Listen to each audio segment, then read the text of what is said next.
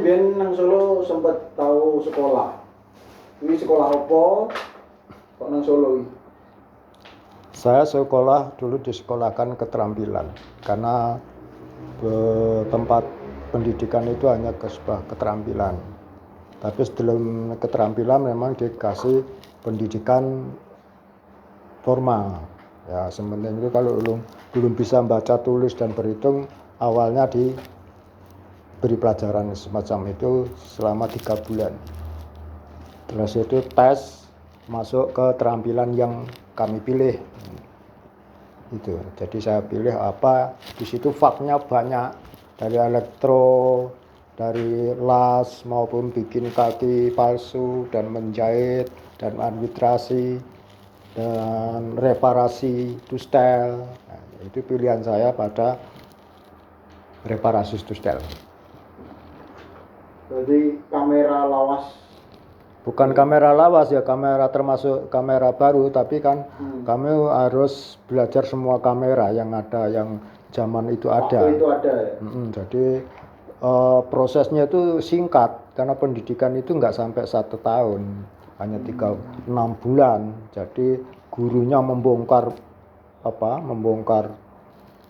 kodrak itu, dustel itu, lalu saya merakit dengan cara yang sudah ada di buku rakitan itu. Jadi saya bolak-balik gitu. Terus setelah selesai sekolah di keterampilan tadi itu, terus Mas Bin kemana? Ya saat itu kan saya belum masih kesulitan untuk bekerja karena saya masih merasa muda. Jadi saya ini belum ada pikiran setelah ini pendidikan selesai saya punya cita-cita apa, enggak. Belum berpikiran. Tapi karena saya di luar kegiatan itu, di luar sekolah itu saya ada kegiatan lain. Karena di sana kan ada olahraga. Kalau kursi roda itu ada basket, ada pingpong dan balap roda. Lah saya tertarik dengan itu. Jadi saya sekolah pun saya ya tidak terlalu begitu minat, hanya sebagai saya bisa duduk di asrama itu saya harus punya fak keterampilan. Yang penting cucu saya tuh seperti semacam pikiran saya, yang penting hura-hura saya kumpul keluar dari rumah. Karena saya di rumah ikut orang tua tuh merasa bukan diabaikan tapi merasa terbelenggu. Jadi saya tuh butuh kemerdekaan atau kebebasan. Jadi pengen lepas dari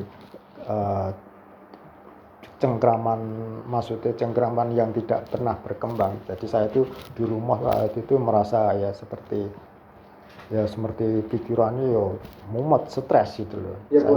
Bosen gitu. Saya dengan alasan apapun saya harus keluar dari rumah. Akhirnya ada sekolah tadi. Sekolahan itu alasan yang paling tepat. Orang tua mengizinkan saya sekolah. Seneng Mas Bin nang sekolah? Ya seneng, karena senengnya itu ya karena kami sama-sama senasib di sana. Walaupun begitu nyemplung ya banyak problem karena di situ ternyata tidak hanya ada orang-orang teman-teman yang sesama difabel, itu semuanya ya tidak, ternyata bukan orang sembarangan. Ternyata dia ada yang cerdas berpikir, ada pemberani macam-macam. Jadi saya banyak pengalaman bukan dari pendidikan, tapi saya banyak pengalaman itu dari teman-teman. Karena perjumpaan gitu kan, ada mantan tentara dan mantan dosen macam-macam yang di situ dan kumpul di situ. Jadi yang di saat itu waktu saya masuk tahun 80-an lah ya, 81 saya masuk di situ. Itu waktu itu masih banyak mantan-mantan ABRI, pensiunan ABRI, maksudnya ABRI tentara-tentara yang maksudnya tentara korban tim-tim. Waktu itu Timur ya? Timur waktu itu banyak di situ. Lalu kami belajar pengalaman dari mereka. Jadi pendidikan di sana tuh yaitu tadi, jadi guru itu malah mendengar murid. Jadi karena yang diulang itu kadang malah mulang gitu ya. Itu karena mereka itu kan tentara-tentara yang tidak mau diatur gitu. Waktu itu. Nah, saat itu banyak seperti itu. Nah, kami sebagai anak yang sipil yang ganti aja manut-manut pada mereka, maka menurut bagi saya menakutkan gitu. Karena diajak untuk selalu berani. Sekarang hidup kita senang apa yang kita pilih. Jadi sesok itu nggak pernah dipikir. Yang penting hari ini. Hari ini kita bisa makan enak, hari ini kita bisa rokok, hari ini itu. Jadi saya mikir saat itu kemungkinan para tentara itu ya mungkin karena kendalanya ya seperti orang yang putus asa lah, ya. Putus asa, di samping itu kehilangan tangan, kehilangan kaki, sampai keluarga memisahkan, yang punya istri sudah tidak mau lagi, ya itu semacam itulah. Kompleks lah. Kompleks. Jadi mereka itu seolah-olah berontak sama di situ. Maka pendidikan RC itu dulu seperti ya hanya sebagai tampungan saja. Sekolah apa Mas namanya kalau boleh tahu? Rehabilitasi penderita cacat tantrum. Rehabilitasi penderita cacat tantrum. Itu yang didirikan oleh Dr. Suharso. Dr. Suharso itu terbesar di Asia Tenggara. Jadi pendidikan. Memang dulu Dr. Suharso itu mendirikan yayasan RC itu hanya untuk tentara-tentara. Sipil belum. Sipil belum. Tapi setelah Orde Baru itu terus karena tentara mungkin berkurang lalu dimasukkan. Tapi waktu itu masih ada banyak tentara-tentara, mantan tentara-tentara yang sudah tidak fungsi. Kan sekarang Mas Bin tinggal di Jogja, di rumah sendiri sekarang. Itu tahun kapan Mas Bin bangun rumah ini, punya rumah ini tahun kapan? Bangun rumah ini saya mulai awal tahun 90-an, 2001 ya. 2009 baru saya ditempati karena rumah ini kan rumah tumbuh jadi bertahap. Alon-alon sesuai dengan kemampuan saya. Itu pun dapat dari teman-teman, dari Kompas, dari macam-macam bantuan itu. Tapi bantuan itu kalau nggak diminta ya nggak dapat. Kalau saya pribadi dari hasil rumah ini ya belum tentu saya bisa bangun rumah. Terus Mas Bin nikah itu tahun berapa Mas Bin? Tahun 2004. 2004 menikah, sekarang dikaruniai 2 anak. Sekolah di mana Mas Bin? Yang besar sekarang kelas 2 SMA di Santa Maria, yang kecil kelas 2 di Bogri 3. Dua orang anak ya, putra putri. Putra. Baraknya putri. Terus berarti dari tahun 2000 itu di sini terus? Ya. Di sini kerja di kantor di Kuera. Tiap hari? Ya, tiap hari saya ngelacur ke tempat kerja ya begitu saja. Lalu saya tiap hari jalan. Mas Bin tinggal di sini udah ketemu Mangun? Sudah, karena saya bekerja di sana kan udah ketemu Mangun. Jadi justru saya bekerja itu karena Mangun, ketemu Mangun, sosok Mangun. Jadi saya dulu tidak tahu harus bagaimana. Saya tuh sebelum berkeluarga itu kan sudah sama Mangun. Sudah ketemu orang Mangun. Itu gimana ceritanya? Nah itu awalnya memang saya ya pertama awalnya saya di Kartosuro di terminal itu. Lalu saya di sana kan lama di terminal itu. Saya selepas keluar dari RC itu lalu saya tidak mau pulang karena saya harus tetap ada di luar rumah, di luar orang tua, tapi saya harus tetap hidup gitu. Jadi saya ya nggak sengaja, nggak ada tujuan saya mau apa-apa, tapi saya itu karena terpaksa saya tinggal di terminal gitu aja. Kayaknya harus lebih nyaman kan. Saya banyak bohong dengan orang tua saya. Kalau ditanya kamu nggak pulang, udah selesai sekolah, saya sedang kerja. Terus ke Jogja? Belum, di Jogja. Lalu saya mungkin terus, waktu di terminal itu ada seorang ustadz yang di terminal itu dia punya sebuah restoran, rumah makan. Itu mendekati saya. Karena saya melihat saya tiap hari ada di situ, lalu ngapain seperti apa kan gitu. Dia memberi nasihat sama saya. Nasihat yang menurut saya ya saya tidak merasa terusir karena dia itu juga sebelumnya menawarkan sesuatu pada saya. Sebuah kegiatan. Daripada duduk-duduk seperti ini cuma melihat keluar masuknya bis. Gimana kalau jualan begitu, Mas? Itu seorang ustadz yang bernama, saya kenal ustadz karena dia sering ada di masjid memberikan sebuah mimbar. Saya sering lihat ceramah di masjid-masjid itu. Lalu saya tanya, saya akan diberi kegiatan suruh jualan asongan gitu. Keliling. Ya di sekitar situ aja, tapi saya menolak karena gimana saya dengan hiruk pikuknya keluar masuk bis seperti ini dan kalah dengan mereka yang loncat bisa keluar masuk. Mereka jawab jualan seperti itu tidak harus loncat kata. Lalu ya dihadang di depan sana kan gitu. Itu prosesnya di Kartosuro itu. Lalu saya merasa karena tidak mampu, lalu saya berpikir ulang-ulang. Berarti saya itu kalau tidur mikir apa memang betul Bapak Ustadz Jainal itu selalu memberi nasihat itu, apakah selama hidupnya akan seperti ini kan. Sampean tambah umur terus, tambah usia terus, apakah tidak akan punya keluarga yang harmonis, apakah akan mendeta, apakah meneruskan sejarah. Jadi saya pilih untuk mikir terus.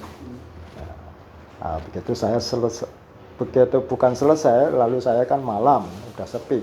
Saya hujan lebat, lalu saya pergi dari terminal itu berteduh di sebuah gereja. Saya nggak tahu kalau itu gereja. Saya menyembelajah berteduh di sebuah gereja. Ya saya ngertinya, saya tuh dulu belum punya keyakinan yang mantap. Jadi saya cuma ngertinya rumah itu ada salibnya. Lalu saya duduk di situ, tidur di situ. Lalu saya didatangi seorang yang sudah sepuh membawa sepiring nasi. Lalu saya ditanya dari mana dan mau kemana. Saya jawabnya, saya menumpang istirahat di sini, Pak. Saya sebentar lagi terus ada tujuan, nggak ada. Saya sering ada di terminal. Nongkrong di sana. Terus saya coba, karena saya ingat dengan nasihat seorang ustadz yang ada di terminal ini, saya ingat. Terus saya coba menanya pada yang memberi nasi itu. Saya tanya, apa di sini menerima pekerjaan? Wah, sudah banyak pekerjaan di sini. Dan untuk Anda ini kayaknya ya susah ya. Soalnya di sini tuh ini kan paroki. Paroki itu apa? Paroki itu sebuah gereja. Ya, gereja. Dan saya pasturnya. Romo. Jadi panggilan saya Romo. Nah, ternyata dia memperkenalkan namanya Romo Wiryo. Ya, Romo Wiryo. Lalu dia ngobrol-ngobrol lama tentang pekerjaan itu sama Romo Wiryo, ditanggapi serius. Anda tuh punya keinginan bekerja, terus saya dibawa masuk. Ini sosok yang layak untuk didatangi. Itu gambar atau? Gambar, buku, majalah, dan tulisan-tulisan banyak. Lalu saya tanya, ini siapa Romo? Saya sudah ingat Romo Wiryo. Ini namanya Romo Mangunwijaya. Lalu ia punya lembaga dan punya komunitas yang tersohor, dan Anda kalau datang ke sana saya yakin diperhatikan. Sarannya begitu. Iya, sarannya seperti itu. Lalu saya harus ngelamar. Oh, nggak usah, katanya. Nggak usah ngelamar, mintalah pekerjaan. Jadi nggak usah ngelamar, minta pekerjaan. Apa Anda punya pengalaman? Nggak punya. Punya gelar-gelar macam? Nggak punya. Oh, saya kan nggak sekolah. Oh, gitu. Saya nggak sekolahan. Nggak sekolah. Jadi saya tentang pendidikan saya juga nggak tahu. Oh, gitu. Ya itu. Bilang aja. Tapi jangan bilang kalau saya Romo Weryo yang nyuruh ya. Jadi suruh datang seperti itu. Itu setelah itu saya setahun lebih nggak memperhatikan. Yang pertanyaan saran itu. Saya tetap bambung di terminal itu. Karena saya sudah merasa nyaman. Rokok sudah ada, makan sudah terjamin. Itu. Karena kru bis itu perhatian dengan saya. Kenapa dia perhatian dengan saya?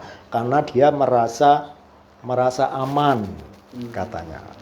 Aman karena sering dipalak preman-preman. Waktu itu ya? Waktu itu. Di sana preman-preman itu banyak sering dipalak.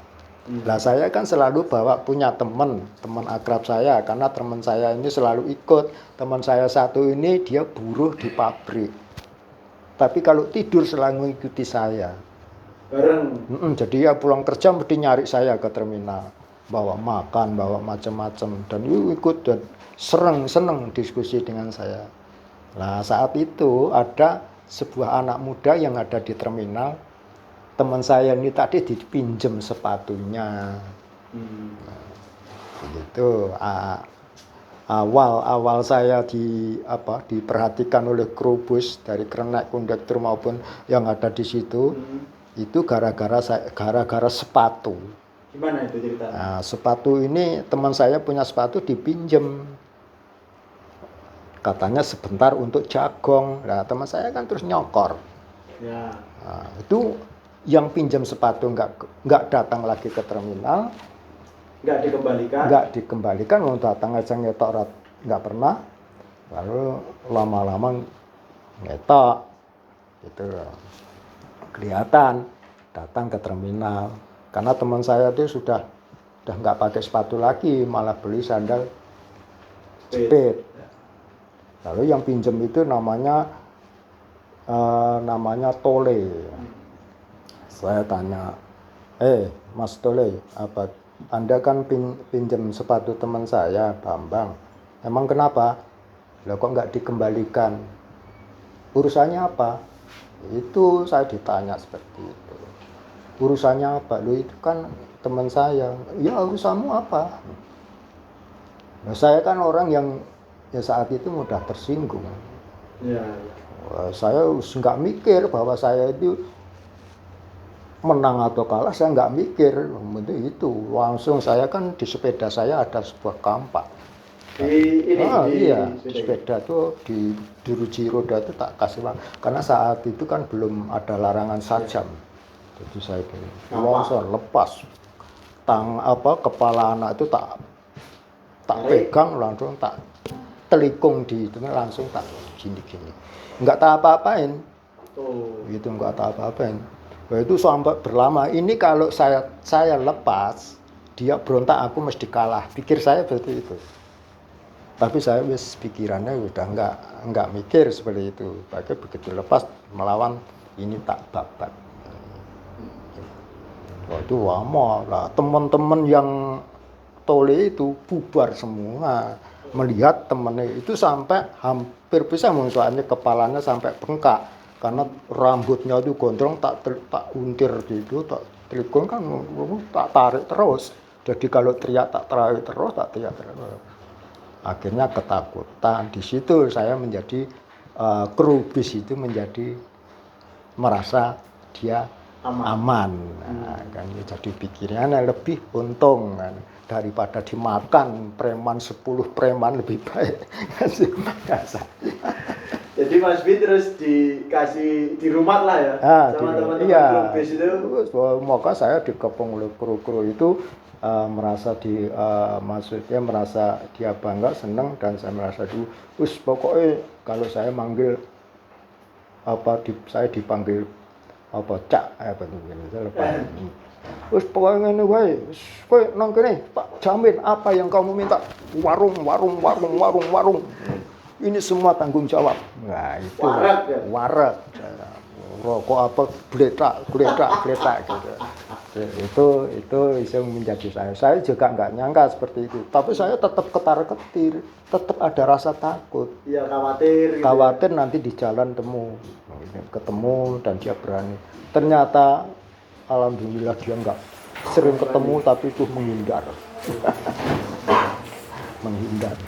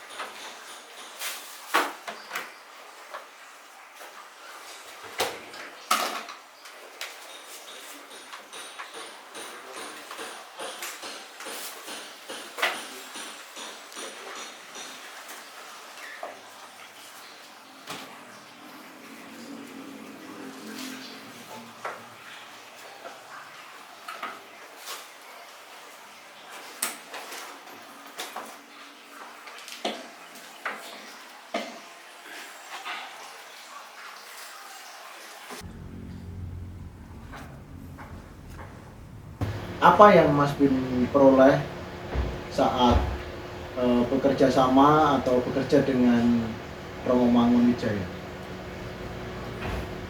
Ya, saya jumpa dengan Romo Mangun pertama awal itu memang masih belum punya pandangan apa ya, karena masih pikiran saya masih setengah minder harus ngapain. Pikiran saya juga cuma bisa bekerja dan dipekerjakan oleh Mangun gitu. Jadi saya belum menemukan gagasan apa yang saya harapkan, tapi enggak saya peroleh karena Romo Mangun juga begitu saja memberikan pekerjaan, tapi lalu baru saya bisa memikirkan bahwa ini adalah pekerjaan semacam pendidikan. Jadi saya harus saya lalu bisa memilah-milah apa tujuannya Romo Mangun. Jadi saya sebenarnya bukan Romo Mangun memberi suatu pandangan atau pelajaran, tapi cuma memberikan sesuatu, ini kerjakan dengan baik, dengan benar. Kalau tidak mengerti, tanya pada teman-teman.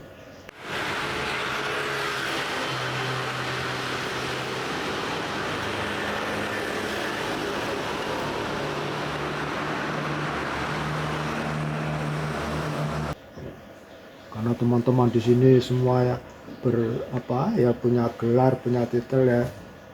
Jadi saya juga minder. Lalu saya bilang tanya sama Romo, kalau saya tanya dengan Romo saya masih sedikit berani. Tapi kalau dengan teman-teman saya masih belum sampai hati, karena saya merasa saya bukan orang yang bukan terdidik, bukan pernah pendidikan. Lalu Romo Mangun bilang, jangan sungkan bertanya. Kalau tidak tahu bertanya. Kalau ada yang tidak mau menjawab, saya yang tanya, yang menjawab.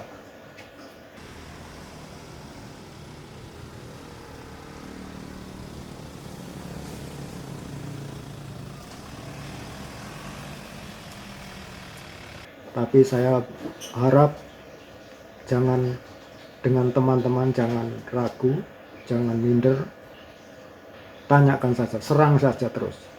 Kalau perlu, walaupun diabaikan, nanti bilang sama saya yang akan mengatakan apa sebenarnya cita-citamu, tidak bisa menularkan ilmu yang kepada sesama teman.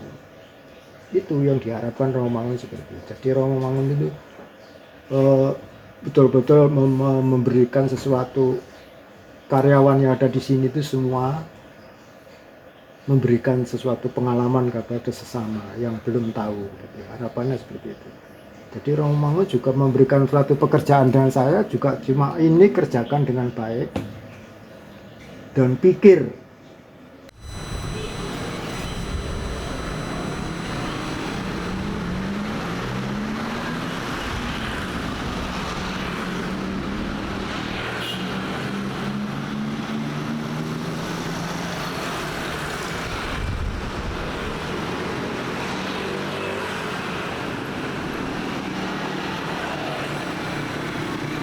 Cari yang terbaik. Jadi saya harus mikir, ya makanya saya mengerjakan sesuatu itu sampai hampir 2-3 bulan tidak ketemu, bahkan bukan selesai, tidak ketemu. Jadi Romangun tidak murka, tidak menyalahkan, justru mendorong terus. Karena saya diam tadi, saya nggak nanya dengan teman, saya masih malu. Karena di antara teman itu kadang ya ada, ya di salah satu teman itu ada yang pelit menjawab pertanyaan saya. Gitu. Apa pekerjaan pertama yang Romangun berikan kepada Mas Bin? Pekerjaan yang diberikan pada saya adalah mengubah bahasa dari bahasa Belanda menjadi bahasa Indonesia. Itu yang namanya pluspunt, itu matematika model Belanda. Jadi Romangun memberikan sebuah buku, memberikan contoh, ini gambar ini buku berbahasa Belanda dan ada tulisannya bahasa Belanda juga. Semacam itu. Anda Bintaro mengubah bahasa ini menjadi bahasa Indonesia. Gambar ini sedang ngapain? Sedang ngapain? Terjemahannya sudah ada. Ini terjemahannya, cari. Mudah toh. Sing enggak dong ya saya sendiri. Hanya takut salah. Saya itu takut salah. Itu sampai 3 bulan lebih saya nggak menemukan cerita yang diberikan itu. Jadi nama pluspunt, matematika pluspunt model Belanda. Model Belanda.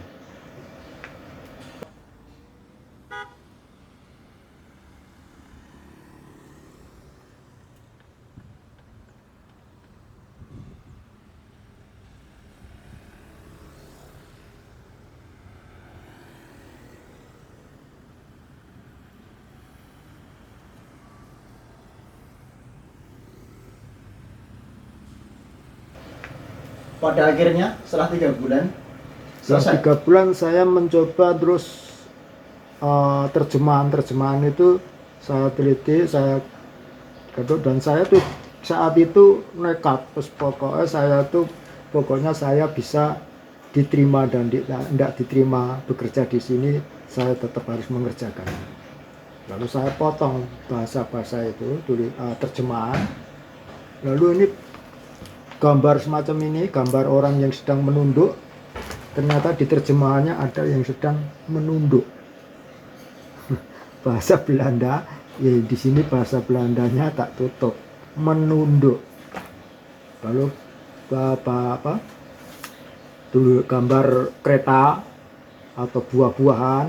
Lalu saya potong di sini terjemahannya juga tertulis buah pisang, buah apel, macam-macam. Lalu saya potong, saya taruh. Bahasa Belanda buah pisang apa? Ini gambar pisang tak tutup. Oh, jadi pisang. Mungkin saja saya masih ragu apakah ini masih kebenaran atau tidak, saya tidak ngerti. Lalu saya ada jeruk, tak tutupi jeruk. Ini kereta api, tak tulis tutup bahasa Belandana, tak tutup pakai bahasa kereta api.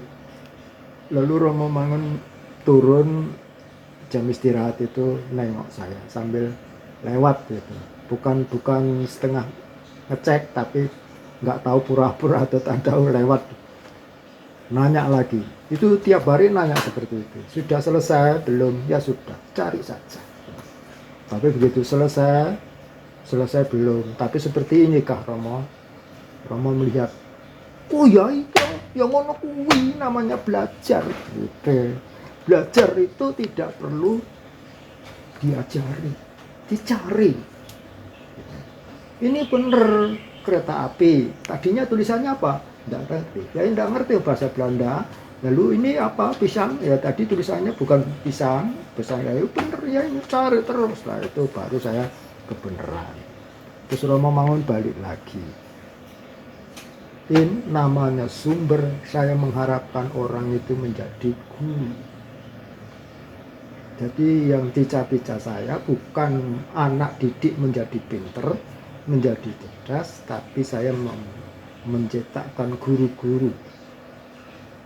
Bangsa ini kalau nggak ada guru, orang maju-maju. Maka guru pun ya tidak perlu, Anda bisa jadi guru.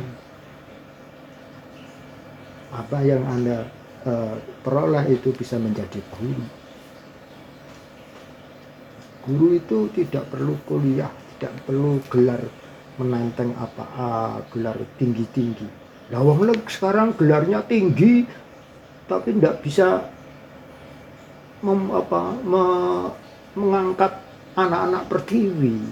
Malah mereka saling gontok-menggontok adu ke keahlian. Jadi lupa. Itu tidak perlu. Jadi pendidikan tinggi itu enggak ada artinya menurut saya, kata Romo. Buktinya mana? Ya ini guru. Guru itu harus sumberin anak-anak bangsa kita menjadi maju. Mana guru menjadi sungguh-sungguh menjadi ilmunya buat teman-teman kecil kita.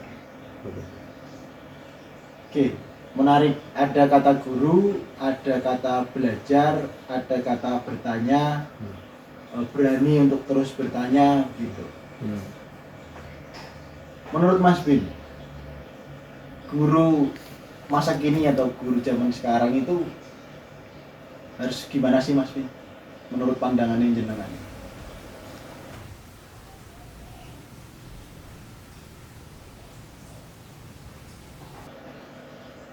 Kalau guru masa kini dan masa dulu, kalau dulu itu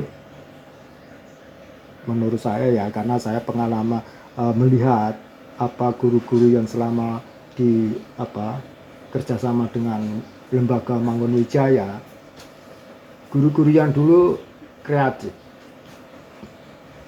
karena dia terpaksa mengkreatifkan, karena selama itu Romo tidak pernah memberikan contoh kamu begini. Kalau dia tanya kamu begini, kamu sudah menjadi guru, sudah lulus jadi guru. Nah, tanya terus kapan pinterku menjadi guru. Jadi ilmu Anda itu tidak perlu yang kamu dapat dari kampus kamu tularkan, tapi dari kamus hati dan pikiranmu. Kamusmu itu masih banyak. Ide-idemu itu aja terpatok dengan buku, aja terpaku dengan bahasa-bahasa gurumu, tapi kau mengeluarkan ide-ide guru. Itu kalau memberi nasihat guru. Maka saya kan juga terus mikir, kalau Romo sedang memberikan pengarahan sama guru yang tadi bertanya, ya saya terus mikir, oh ya Romo Mangun itu mencetakkan ide. Jadi selalu berdinamika terus. Jadi tidak ada berhentinya. Gitu. Makanya sumber Romangun itu kan suka dengan guru yang kreatif, walaupun itu tidak menurut pandangan orang lain kurang kredibel, kurang bagus sebagai pendidik. Tapi Romangun ini yang dilatih karena belum tahu, murid itu belum tahu apa-apa. Jadi guru itu harus kreatif, bagaimana membuka pikiran anak-anak dan membuka hati anak-anak mau belajar bersama. Itu sangat sulit, karena zaman dulu kan Romangun kan melihat pendidikan itu menakutkan. Gimana tidak menakutkan, begitu masuk kelas harus cium tangan. Nah, itu yang tidak suka seperti itu. Jadi seperti ratu dengan abdinya saja. Anak-anak begitu diem melihat guru diem, apalagi guru kalau sudah masuk kelas menenteng buku dan penggaris, itu sudah menakutkan. Maka Romangun tidak mau guru itu yang menakutkan, tapi yang menyenangkan. Jadi anak-anak itu bisa berpikir, oh Pak Guru rambutnya gondrong, oh begini diculuh, nggak apa-apa, itu nggak perlu. Celananya sobek, Pak Guru kok seperti itu, begini nggak masalah. Romangun ke guru yuk seperti dulu, guru-guru nggak pernah rapi-rapi, sama dengan guru-guru yang sekarang. Pakai celana sobek ya, karena muridnya ya bersobek-sobek gitu. Itu zaman disesuaikan dengan murid. Oke, Mas Bin, menarik ya. Bagaimana pengalaman Mas Bin bertemu dengan Romangun, lalu Mangun punya pandangan terhadap guru gitu. Nah, tadi kan Mas Bin menyinggung soal kreativitas, bahwa guru harus kreativitas dan menyenangkan. Tapi Mas Bin setuju nggak bahwa sebuah kreativitas dan menyenangkan itu butuh kemauan dan keberanian? Menurut jenengan gimana? Haruskah dasarnya itu berani dan mau? Iya, harus berani dan mau, tidak takut salah gitu. Karena apa? Romangun justru kalau ada murid yang menyalahkan, itu Romangun senang. Senangnya apa? Kalau guru itu jangan merasa memberikan kreasi atau kreativitas atau model-model pembelajaran atau alat peraga menurut anak salah, karena anak itu mungkin tidak mampu. Tapi guru jangan terus membenarkan ini harus benar, ini kesalahannya di mana. Anak ditanya, ini kok salah, kok anak didiknya mengatakan ini salah, yang disalah di mana adik, ditanya guru. Tidak langsung guru kok murka muridnya menyalahkan, enggak boleh. Justru anak itu, kalau guru anak murid salah itu Bu Guru semacam itu atau Pak Guru, itu saya enggak bisa seperti itu, kesulitan mikir gini. Itu murid semacam ini Romangun yang digarakan, maka guru enggak boleh mengatakan kok salah, lalu guru itu bertanya salahnya di mana, coba adik pikir atau adik praktekkan seperti di mana salahnya. Jadi kecerdasan yang dipikir mau mana. Ternyata murid itu bisa, walaupun tidak sempurna, tapi bisa menunjukkan jawab pertanyaan guru balik itu tadi. Jadi itu yang namanya belajar bersama. Jadi guru itu jangan merasa guru merasa dirinya mampu. Jadi guru itu harus betul-betul mencetakkan sesuatu, tapi cetakan atau pikiran kreatifnya dianggap muridnya salah, dia jangan terus menyalahkan murid, justru ditanya kembali apa yang dimana letak salahnya, coba adik jelaskan. Terus dari diskusi itu selalu diutamakan untuk Romangun. Tapi Romangun kan mengatakan tidak boleh menyalahkan murid. Murid itu sudah cerdas-cerdas. Cuma guru yang kurang begitu paham, merasa dirinya guru, lalu orang yang paling mampu, itu keliru. Kami memilih proyek pertanian karena kami ingin mengetahui jenis-jenis tumbuhan rempah di Indonesia dengan cara tanaman.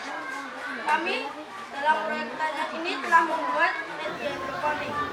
Oke, berarti kan di puisi itu Mangun punya pandangan bahwa guru itu bukan satu-satunya kebenaran, Dan memang seharusnya anak berani untuk mengkritisi Iya.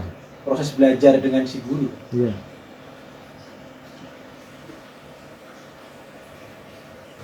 Oke, Mas Bin. Mas Bin kan sekarang di kursi roda. Duduk setiap hari ya. Duduk ongkang-ongkang. Ya kan? Disingkat Edu, enak duduk ongkang-ongkang. Kebetulan di tangan Mas Bin ada tato Edu gitu kan. Gimana menurut Mas Bin tentang ya akronim atau singkatan enak duduk ongkang-ongkang aja atau mau gimana?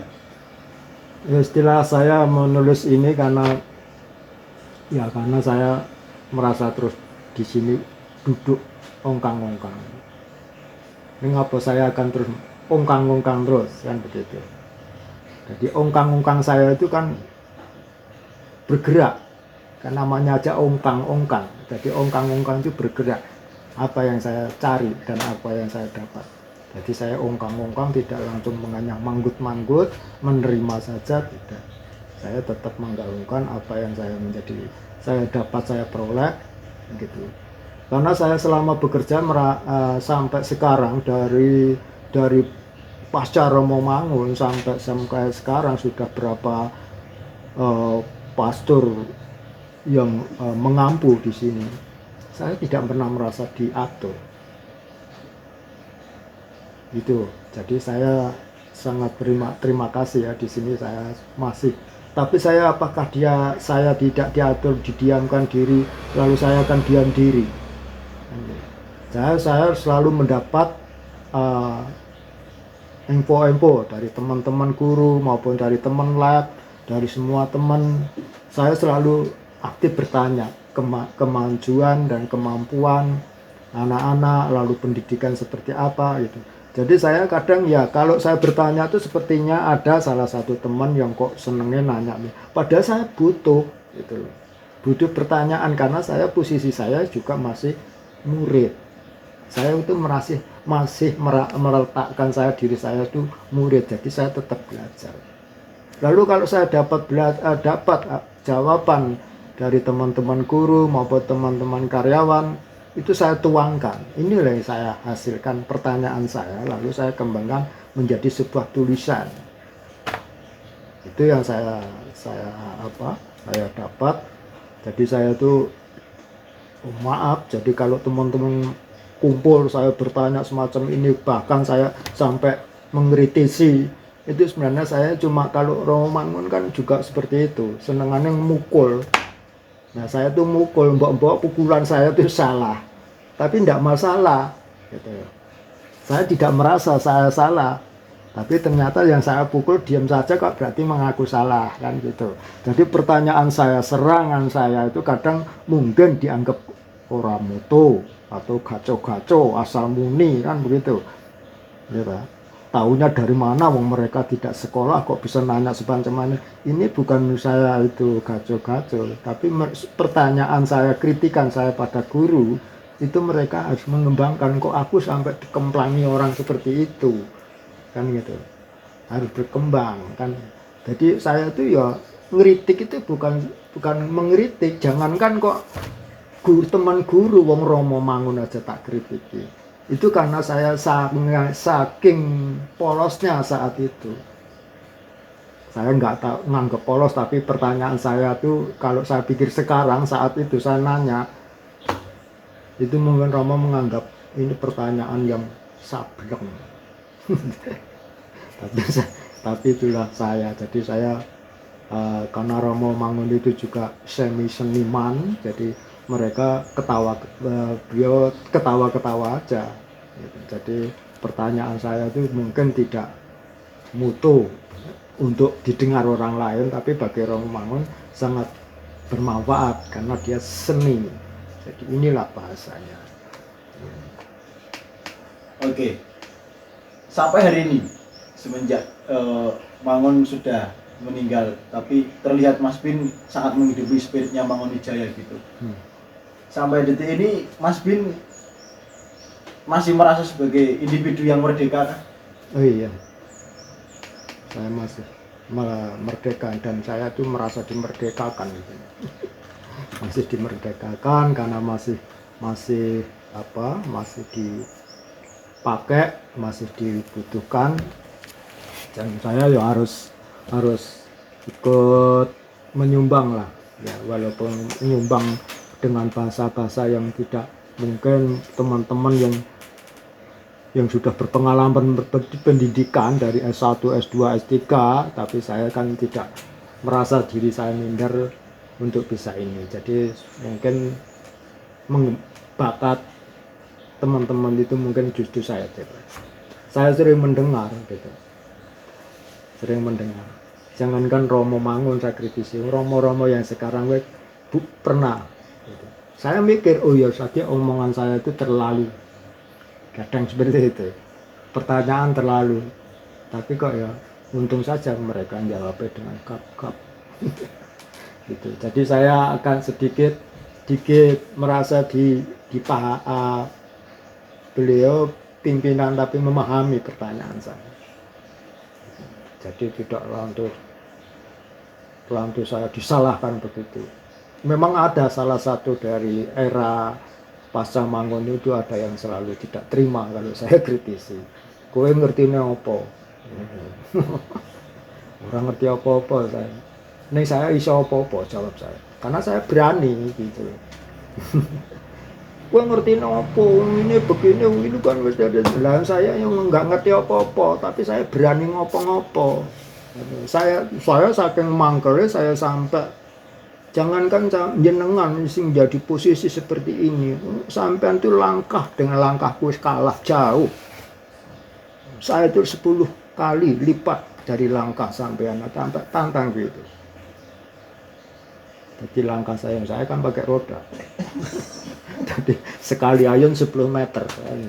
Sampean mlaku hanya semeter. Glinding kan cepat. Itu langkah saya itu lebih unggul dari